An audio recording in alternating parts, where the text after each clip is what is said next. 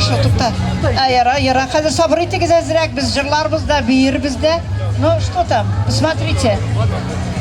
Қазір сабыр етегіз.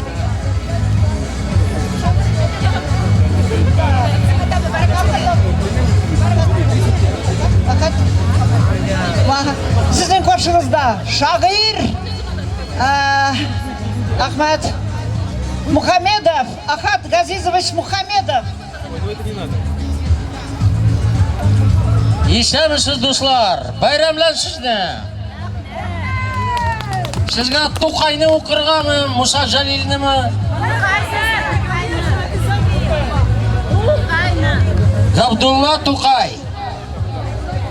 Әгер болсын десе, бір үй-іші шау-шу ва жанжалсыз, ири болса суқыр, ол жетмей, болсын хам хатын тілсіз. Что нужно для того, чтобы в семье царил покой?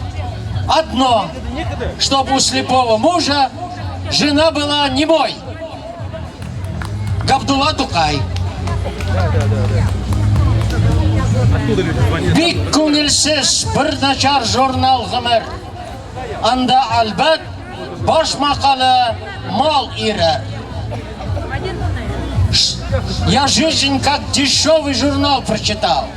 В нем сказано, прежде всего, капитал. Габдулла Тукай. И бір өзімнің шығырымны оқиып. Врач.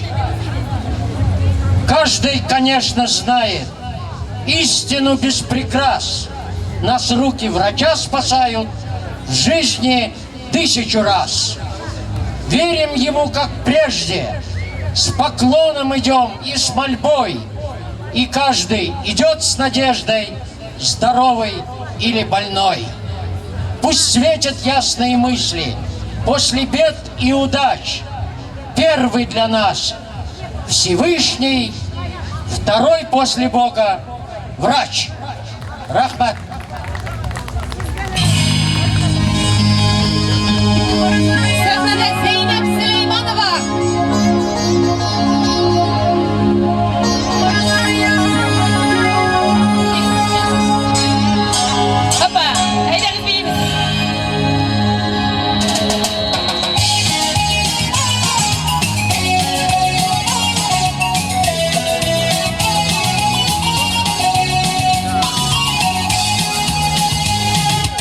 Taşların para, orman küzleri umarzaya, zengerliğinde ağaçlı şeşekler jıya.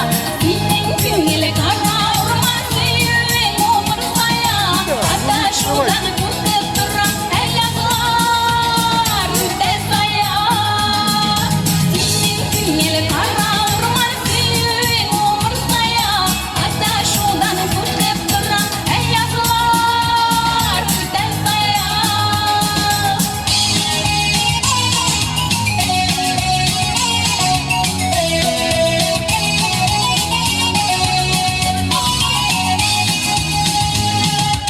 Kuşların para, orman nazları umarzaya, büyükler uğraşır İsmail'ler yılkaya. Vardır yollarına orman sulmayıp dur umarzaya, işçi kısapta kişirirsin tüptersin yılkaya. Vardır yollarına orman sulmayıp dur umarzaya, işçi kısapta kişirirsin tüptersin.